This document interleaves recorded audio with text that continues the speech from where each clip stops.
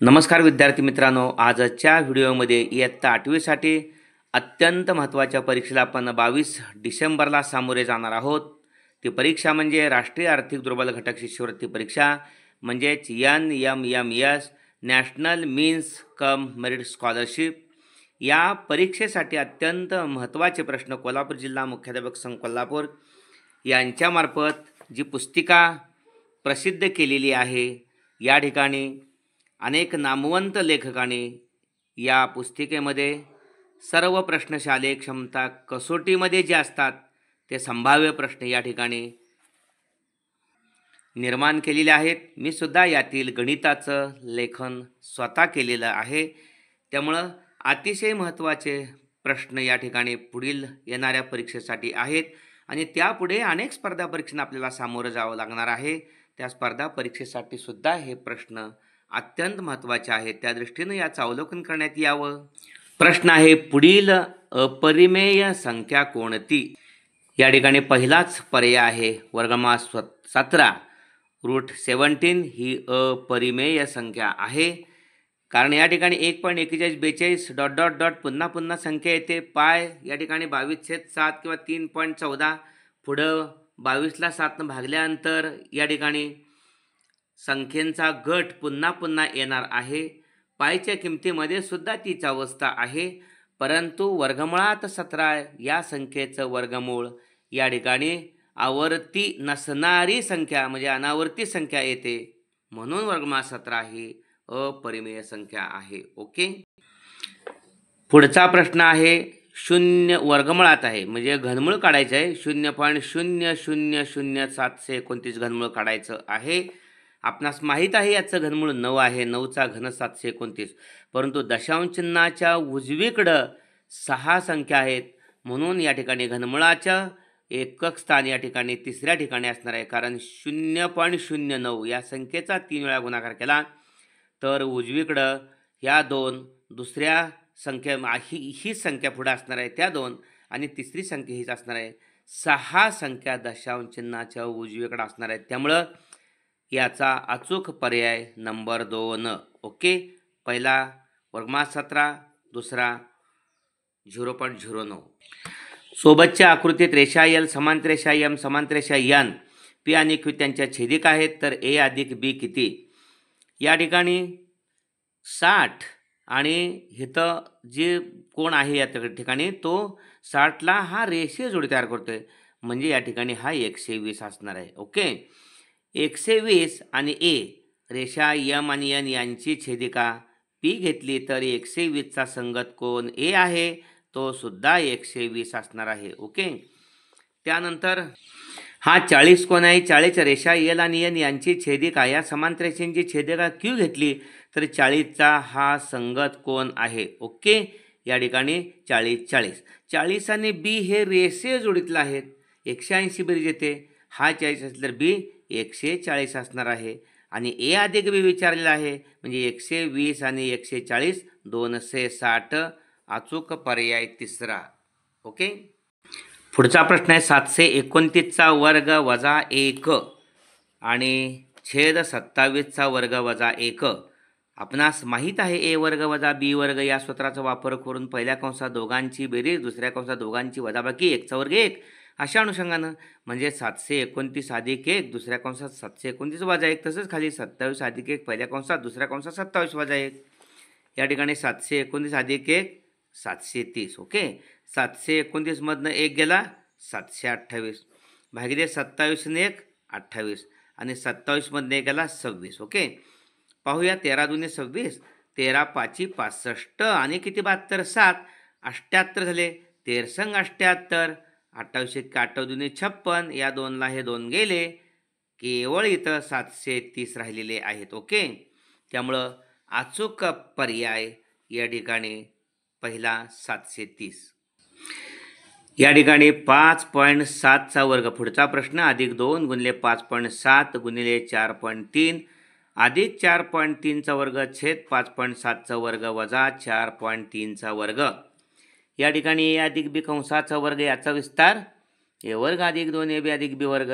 या ठिकाणी 5.7ला पण A वर्ग मानलं तर 5.7 वर्गाचं वर्गमूळ 5.7 अधिक या ठिकाणी 4.3चा वर्ग आहे आणि याचं वर्गमूळ 4.3 4.3 याचा वर्ग म्हणजे हा आहे असा.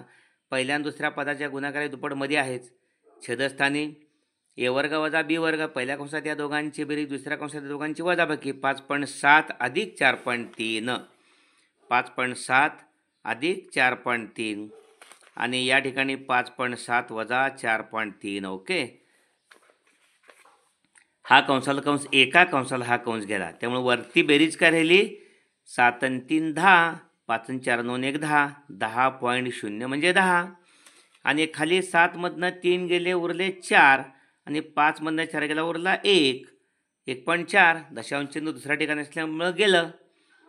ओके, या ठिकाणी 100 भागिले 14, त्यामुळं बे 7 14 बे 50 50/7 अचूक पर्याय चौथा. ओके, पुढचा प्रश्न आहे एका त्रिकोणाच्या बाजू 15 सेमी 8 सेमी 17 सेमी आहेत, तर त्या त्रिकोणाचे क्षेत्रफळ किती हे पर्याय आहेत.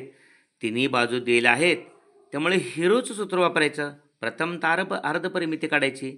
A15 आपण त्या बाजू 3 A15 B8 आणि C17 म्हणू. 15 8 17 15 8 17 A बरोबर 15 B बरोबर 8 C बरोबर 17. अर्धपरिमितीला यस म्हणायचं असतं. A अधिक B अधिक C भागिले 2 म्हणजे 15 अधिक 8 अधिक 17 भागिले 2. 17 8 25 आणि 15 25 5 40 आणि 10 50 15 8 23 आणि 7 30 आणि 10 40 40. ओके, 17 8 25 यातलं 5 30 आणि 10 40 भागिले 2 म्हणजे 20 अर्धपरिमिती आली. ओके, सूत्र काय आहे क्षेत्रफळ काढायचं. त्रिकोणाचं क्षेत्रफळ A बरोबर यस कंसात यस वजा A यस वजा B आणि तिसरा कंस यस वजा C. काय आहे 20 यस अर्धपरिमिती. 20तनं पहिली बाजू 15 वजा, दुसऱ्या कंसात 20तनं दुसरी बाजू वजा, तिसऱ्या कंसात 20तनं 17 तिसरी बाजू वजा. 20 गुणिले 20तनं 15 गेले 5 उरले, 20तनं 8 गेले उरले 12 आणि 20तनं 17 गेले उरले 3. त्यामुळे या ठिकाणी हे 5 ह्या 20 मध्ये आहे. 4 गुणिले 5 गुणिले 5 हे 3 ह्या 12 मध्ये आहे. 3 गुणिले 4 गुणिले 3. ओके, ह्या 4चं वर्गमूळ 2. आता वर्गमूळ काढायचं. 2 5 बद्दल 1 5 म्हणजे 5 5 25 त्याचं वर्गमूळ 5. 3 गुणिले 3चं 3 आणि 4चं 2, त्यामुळं 5 2 10 3 3 2 60 हे क्षेत्रफळ आलं. त्यामुळं अचूक पर्याय तिसरा 60 चौसेमी. ओके, पुढचा प्रश्न आहे पतंगाकृती चौकोनाच्या पतंग 2 कर्णांची लांबी 21 सेमी व 16 सेमी आहे, तर त्या चौकोनाचे क्षेत्रफळ किती. या ठिकाणी हा पतंगाकृती चौकोन आहे पतंगाच्या आकारासारखा. हा मोठा कर्ण 21, हा लहान कर्ण आहे 16. पण 8 8 का लिहिले तर मोठा कर्ण हा लहान कर्णाला दुभागतो. पतंगाकृती चौकोनाचा गुणधर्म आहे. मोठा कर्ण लहान कर्णाला दुभागतो म्हणून 16चे 2 भाग झाले. आणि या ठिकाणी लंब असतात. मोठा कर्ण आणि लहान कर्ण एकमेकाला लंब असतात. त्यामुळं असा हा आपण चौकोन धरला तर हा जो त्रिकोण आहे हा त्रिकोण पहिला आणि हा दुसरा तसाच आहे. या त्रिकोणाचे क्षेत्रफळ 1/2 पाया 1/2 पाया 21 आहे. मोठा कर्ण म्हणजे पाया. ओके, ABCD हा पतंगाकृती चौकोन आहे. ABD या त्रिकोणाचे क्षेत्रफळ 1/2 पाया BD 21 आहे आणि त्याची उंची ही 8 आहे. गुणिले 8 बे बे चौक 8 21 चौक 84. हे 84 एका त्रिकोणात दुसऱ्याचं पण 84च असणार आहे. दोन्ही समान त्रिकोण आहेत. त्यामुळं 4 आणि 4 8 8 आणि 8 16 168.